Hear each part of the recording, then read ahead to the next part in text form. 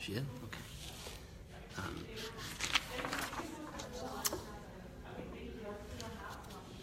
This week marked the yahrzeit of one of the most interesting and remarkable, really, rabbinic leaders of pre-war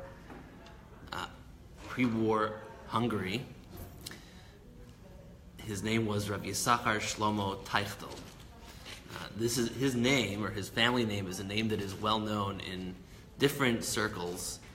First, is well known in religious Zionist circles because he's the author of an amazing book called Eim Habanim Semecha, which I'll tell you about in a moment. But he's also known in Chabad circles because many of his descendants are prominent Chabad representatives throughout the world. Rav Yisachar Shlomo Teichtel was the chief rabbi and the head of the rabbinical court in a town called Pishtian, which is, or Pishtiani, it's in Slovakia. It was a resort town, a very small Jewish community. Was the rabbi there for several decades. And for much of his career, much of his life, he was a virulent anti-Zionist. He was aligned with the Munkatcher Rebbe, the Minchas Elazar of Chaim Elazar Shapiro, and who was one of the foremost ideologues in the anti-Zionist movement. Remember, this is the time that Zionism is blossoming, especially in Eastern and Central Europe, and he was a vehement opponent of Zionism for much of his career. However, as the Nazis started invading Hungary, and Hungary was the last one to fall, it was the last-ditch effort. In the late 1940s, he began to have a change of heart, and he realized that actually everything that he had thought until now about redemption, about the state, about the fate of the Jews and the need for the Jews to get out of Hungary and get out of Slovakia and go to and make a home of their own in Eretz Yisrael, everything that he had thought about that, he realized was wrong. And he began to be an explicator of what might be called a religious Zionist ideology. And all of this is outlined in a book of his, called Eim Habanim Smecha. Eim Habanim Smecha, word taken from the Hallel, Eim Habanim Smecha, in which he outlines a vision for Jewish redemption that is imperfect. One of the foremost arguments against religious Zionism is, and against the state of Israel as being a messianic expression, is that it is being done through people who are not religious, who are not perfect Jews. And much of this book talks about why this is a mistake and why the redemption is going to happen through people who are less than exemplary in terms of their Jewish practice and their Jewish lives.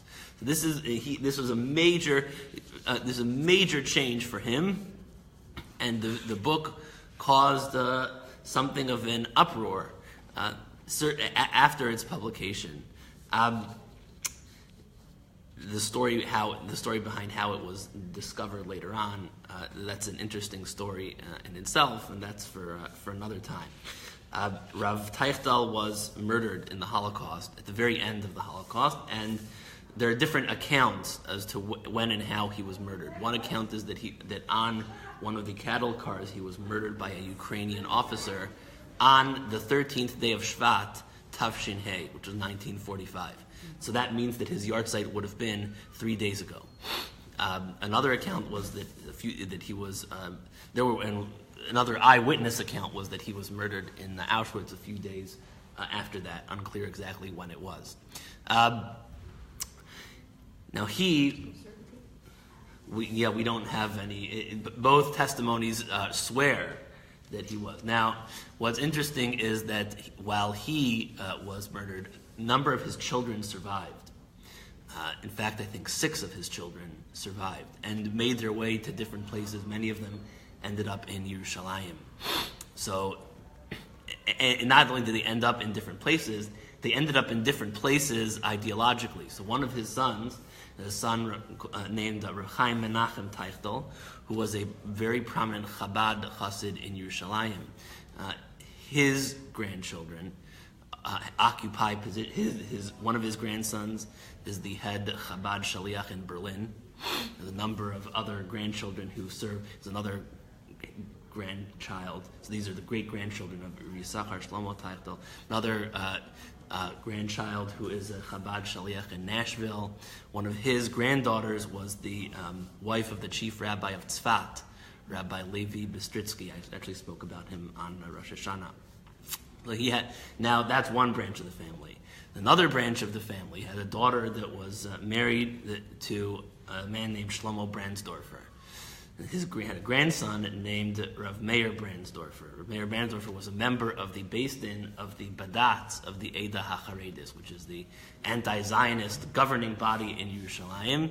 So even though he wrote this proto-Zionist book, one of his grandsons was one of the important figures in the anti-Zionist world. Nevertheless, he was well known for his halachic expertise, especially in the realm of mikvaos. And he used to travel all over, even though, for example, he was ideologically opposed to settlements, because of in keeping with his anti-Zionist ideology. Rav Meir Brandsdorfer used to go anywhere, even if it was to a religious Zionist settlement, to paskin shilas about mikvaos. He was also a well-known Moel, really interesting figure, and also, just to bring it to, because all politics is local, you know that almost every year, the Strupkover Rebbe from Yerushalayim comes to Dallas. So Meir Brandsdorfer was a mechutin of the Strupkover Rebbe. He passed away in 2009. Anyway, Rav Teichtel is best known for his sefer, Eim Habanim Smecha.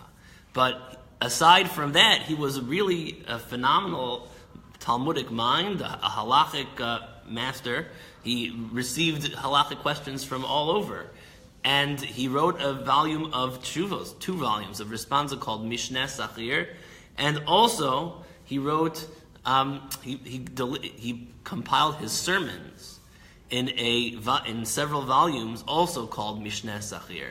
And I wanted to share with you this morning a piece that he wrote on this week's Parsha, which I think is really interesting and gives some insight, and also shows that he gives a sense of the kind of diversity of thought of this one person that for many people still remains obscure. At the very beginning of the Parsha, we have a dialogue between Yitro and Moshe. And Yitro is telling Moshe, Ani chotencha Yitro ba'elecha. I, your father-in-law Yitro, I'm coming to you. Now this sounds like when the in-laws pick up the phone and they say, we're coming to visit. There's a number of months ago, there was a debate in Mishpacha magazine as to whether it's appropriate, if your children are living in Israel and you want to go, is it appropriate for you to drop in? Meaning you call them up and say, we're coming in 2 weeks. Is that acceptable or not? So there's a debate going back and forth.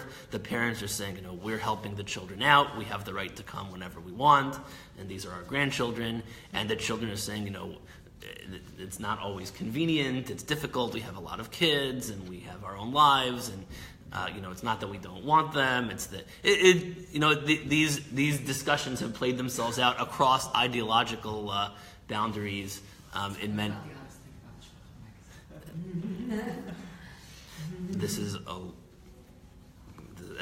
very different discussion. 100%, but they're not a source for me. They don't print pictures of one. The Medrash writes that when Moshe hears this, Ani chotincha Yitro ba'alecha, I'm coming to visit, he says, Amar le HaKadosh Baruch Hu Moshe.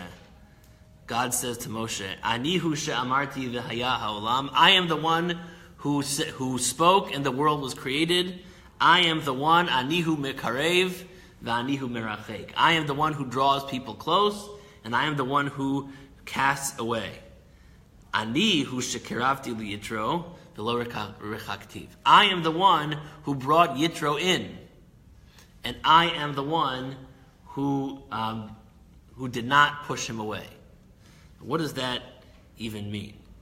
And it continues. Yitro is coming l'shem shamayim. He's coming for the purpose. He's coming for the sake of heaven, and he wants to convert, and you are not to turn him away.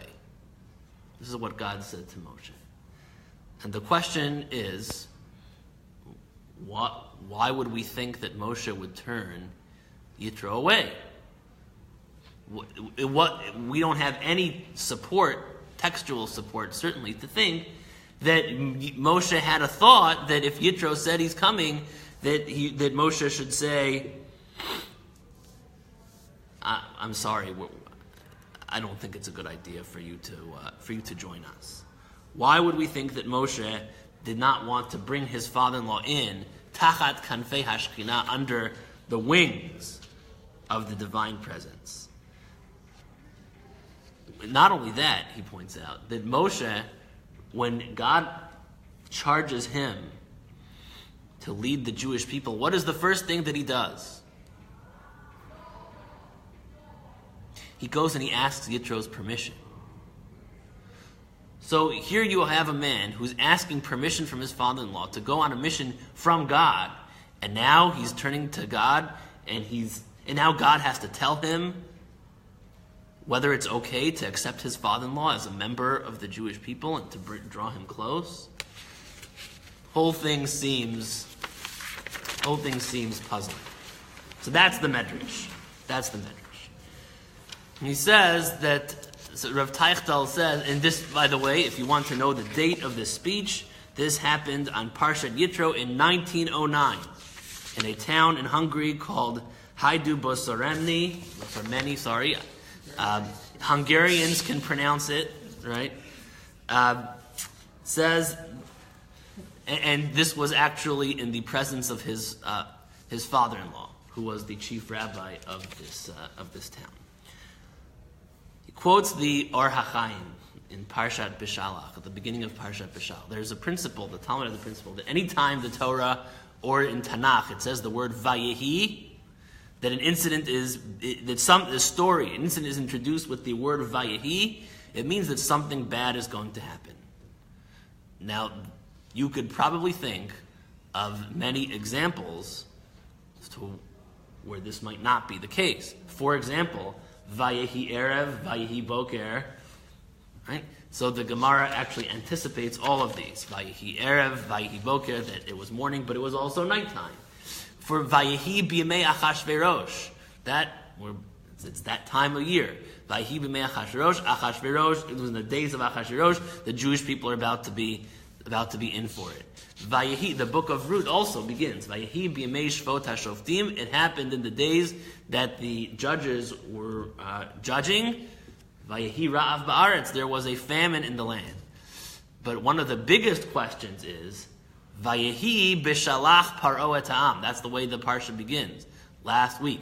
And it happened when Paro sent away the Jewish people. Is there anything bad about that? How could there be anything negative about that?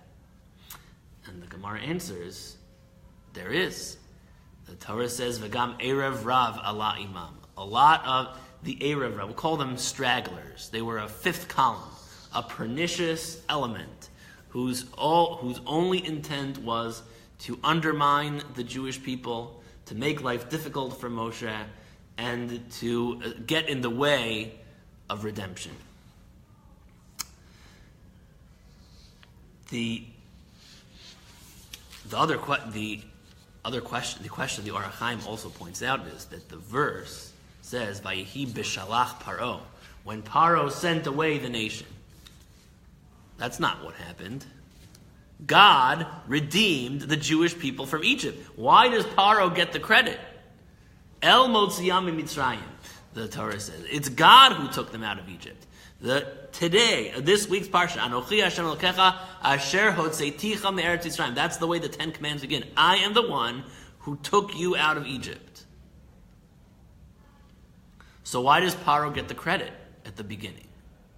And finally, Why is it that sometimes the Jewish people are referred to as Ha'am, the nation, and sometimes they are referred to as Yisrael? The Torah begins, Vayhi b'shalach Paro et Ha'am. Paro sent the people away. So what is the meaning behind those different terminologies? So all these questions can be answered and were answered by the Or HaChaim. And it all centers on the idea that these Erev Rav, the stragglers, came up with them from Egypt. Vehem be'emet, he writes, Lo alu birshuta el. These were not people who came with divine approval, but they were sent by Paro. Paro sent these people. Paro didn't want them either. So he sent them out. He let them leave with the Jewish people. God knew that the Erev Rav was going to cause problems. He knew their uncircumcised heart. Kilo hayu be'amana ito. They did not believe in God, and they were not square with Him. They were not complete in their belief in Him. So why did they want to join? Why did they want to leave? Rak bishvil hatzlachat Yisrael davku b'hem. They were fair weather fans. The Jews were on the rise, and they wanted to attach themselves to people who were experiencing success. It's the same, we have people who, the Jews are so smart. The Jews are so successful in business. What is it about you people that makes you... So they wanted to be a part. There was something about them that they saw that they want, some kind of success about them that they saw that they wanted to join. Yes. And he writes that Moshe, migpeat godel an v'tanuto kibelotam, and Moshe accepted them because he was so humble. He felt like it was not his place to make a principled decision and tell people like this, who at least evinced a degree of sincerity, that they shouldn't join. V'hem bemet hayu, he writes, Silon mam'ir li Yisrael b'chol eit u'v'chol ve'ona. They were a poison, they were a fountain of poison for the Jewish people at every time and every season. And every incident of ruination for the Jewish people could be traced to the involvement of the Erev Rav. And he writes, therefore, all of these questions, all the questions that we asked are answered, the Or HaChaim writes. Number one, Paro sending away the nation. Because Paro sent away the Erev Rav. God took out the Jewish people. Paro sent away the Erev Rav. Number two, it also explains why the Jewish people are called sometimes Ha'am and sometimes they're called Yisrael. Because Ha'am refers to the Erev Rav, the Hamon, the Amcha, the unwashed masses. That refers to the involvement of the Erev Rav. Yisrael, that refers to purely the Jewish people. Why would Paro send away the Erev Rav? You think that they were just problems for Moshe? They're brightest. Right. Maybe he wrote, a thinly veiled letter of recommendation that you need to learn how to read between the lines. Better for you to go down. Yeah. Or, exactly. So when you have a problematic employee, and so you want to get rid of that employee, but you also have to make it known to a future employer that employee might exhibit. So if you have integrity, you will do that, right? If you have no integrity, you won't say a word. But also, you want to make sure that you're not completely destroying the chances of that person, so you write a letter that is apparently glowing, but at the same time, there are code words that a savvy employer knows to look for. You know what I'm talking about, sorry. Paro didn't write that letter. So I am sure that if they were trouble for the Jews, they were trouble for Paro as well. It says that based on this, it makes sense the next verse. V'lo nacham Elohim derech eretz Pelishtim. God did not take them, at the beginning of Parshat B'Shal, He did not take them to the land of the Philistines, ki karovu, because it was close. It would seem that it should say, even though it was close, not because it was close, but the Torah continues. Lest the nation lose heart when they see battle, and they will return to Egypt. Now, who's going to be in that battle? Who's going to lose that battle? No. God promised them that He's going to lead them out. So if they see any battle, the Jews are going to win. Why would a battlefield situation cause somebody who has a divine promise to lose heart? He continues that Hakavana bezeh, God said, Be'ed shiru Torah chaderech, sheimsa otam merchak rav kazeh. This was supposed to weed out the Erev Rav, the long, arduous journey. That was supposed to intimidate them. I don't want to go. Are we there yet? Oh. Right? That was supposed. Gam birotam milchama az yinachem ha'am. I know Erev Avisham. Even if they see battle in which the Jews will emerge victorious, they will still be deterred because of the length of the journey. That was the point. And then the Erev Rav would return to Egypt. So we think about it as that God didn't take them the long way, lest the Jewish people lose heart and they return to Egypt. Because he says they'd be intimidated by that. Right. He says that's not what happened. That it was so that the length of the journey will deter the Am Vishavu Mitzrayim, and they will return back to Egypt. And it uses the word Am. Yeah. Pen Yinachem Ha'am Birotam Milchama Vishavu Mitzrayim. That was the ideal outcome. That's what he wanted. And no. And that's why the Torah says Vayilonu Ha'am. Every time the Torah uses the word Ha'am, it refers to the Erev Rav. Every time Ha'am complains about water, every time, it's because that plan didn't work.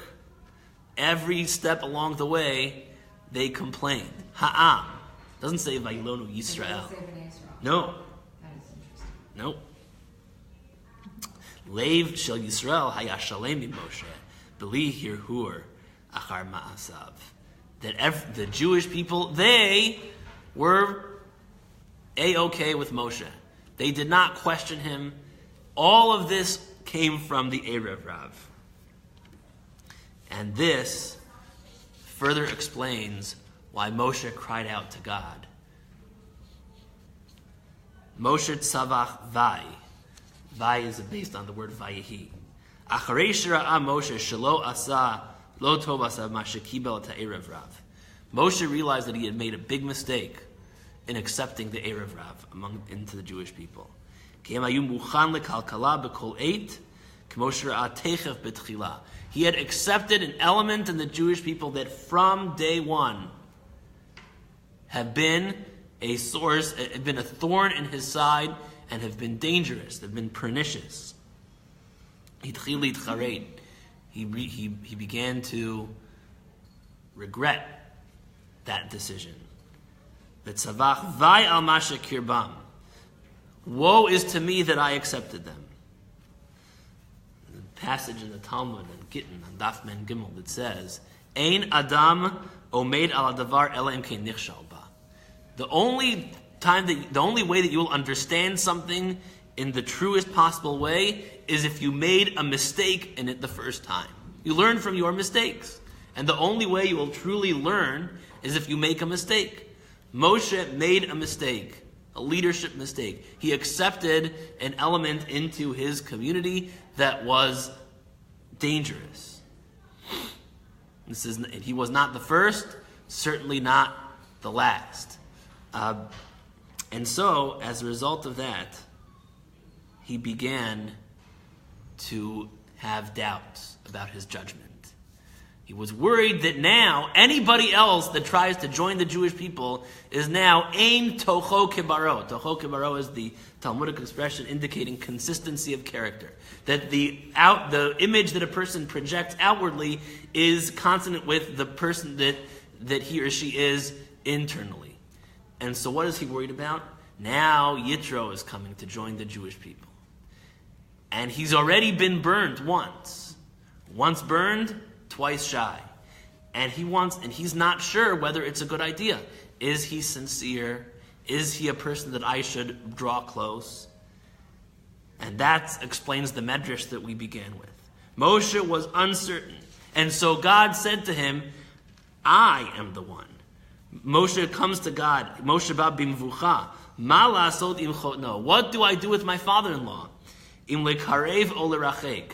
Should I draw him close, or should I push him away? Ya'an she'ein adam ro'eh levav lirot et pnimiuto. We don't know what's in other people's hearts. We have no way of determining whether they are sincere. We try our best, but we aren't, in the end, completely certain. So the only way that we will know is if God himself tells us. Now we don't have that privilege. And so, he wanted to know, Yitro, is he joining us because now suddenly the Jewish people are on the rise and he wants to be part of a winning team? Or is he sincere? Will he still be there for us when we have a 1-in-15 season? So that, and and this is why the answer came from God. Anihu shemerachek, va'anihu hamekarev. I am the one who draws close. I am the one who pushes away. I am the one who knows what's in people's hearts, not you. And this person who's coming to you, Lishem Shamayim, he is completely sincere. He is doing this for the right reasons. He doesn't have any ulterior motives. And he is coming because he genuinely and sincerely wants to be a part of the Jewish people, and he is going to be an asset to the Jewish people, and therefore you should draw him close. Yeah, he's your father-in-law, that's also, but that's why you should draw him close.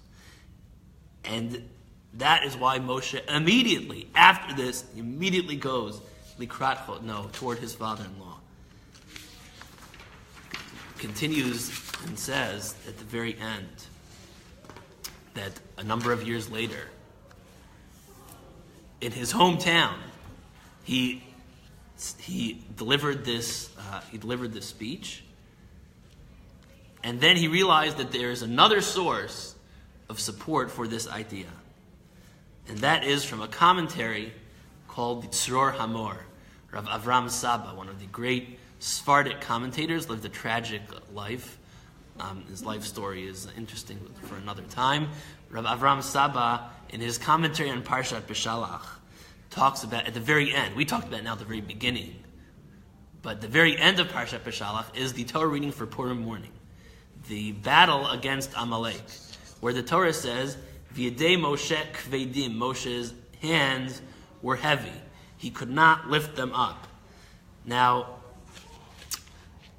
the Torah does not say this in connection with any of the other battles Moshe waged against Sichon and Og later on in Bamidbar.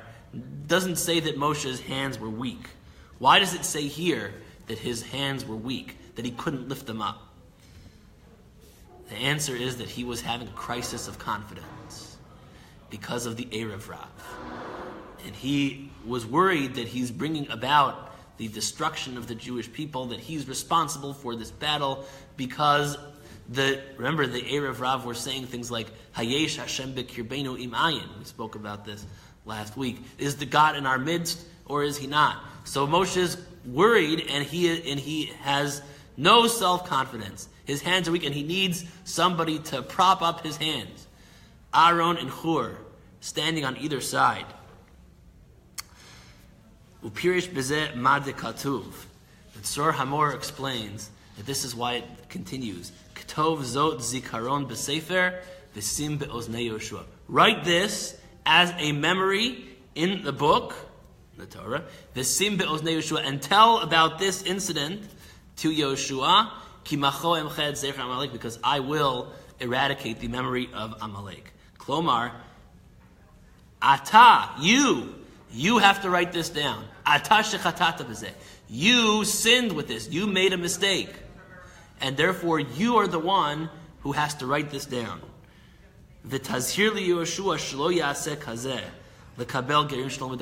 Now you have to warn Yehoshua. Because who better to teach others than the person who made the mistake the first time? You have to warn Yehoshua. You want to accept converts? Great. Talk to me first. Don't make these decisions on your own. It's too risky. Talk to me first. And that way, this entire medrash ends up being resolved beautifully. Moshe had the same issue that any son-in-law has. How do I deal with my father-in-law? Well, not any son-in-law. Sometimes, occasionally, sons-in-law have. You had a great source for advice. Right, that's right. How do I deal? And does he have an angle? What's his angle? And God told him there is no angle. But you made a mistake. Sometimes people have angles. It's hard to be able to determine whether people are sincere or not. When they want something from you, where they want something in general, whether that is sincere. Often the actions speak louder than their words and what they say they believe. Here, their actions spoke very loudly, but Moshe had no way of knowing that. He experienced misplaced compassion, and that led to him second-guessing his decisions going forward. And HaKadosh Baruch Hu told him, I understand, you did goof, so I've got your back. Trust me, this is a person who is sincere. And later on, because Moshe brought his father-in-law close, first of all, his father-in-law helped him formulate or had the idea of a comprehensive justice system, a tiered justice system. And then later on, in Parshat Ba'alotcha, when Yitro leaves, he wants to go back to his nation, Moshe says to him, Va'ita lan, don't go. Right? Ezra's bar mitzvah parsha. And Shaya's as well. Don't go, because God spoke good about the Jewish people. Va'ita lanu le'enayim. You were our eyes. He came to rely so heavily on his father-in-law because he saw that his father-in-law was a person who possessed great wisdom and sincerity and compassion and level-headedness, and there may be the most important character trait of all. And he was really devastated to see him go. Now I lost him a great resource like last month when we lost Miriam. Right, that's right. At the end, virtually none. But Yitro became, at the very beginning, Moshe did not view him as a resource. Moshe viewed him as a father-in-law and as a potential liability. But through God's reassurance, he realized that his father-in-law is not just his wife's father, but is somebody who has to play a critical role in the development of the Jewish people.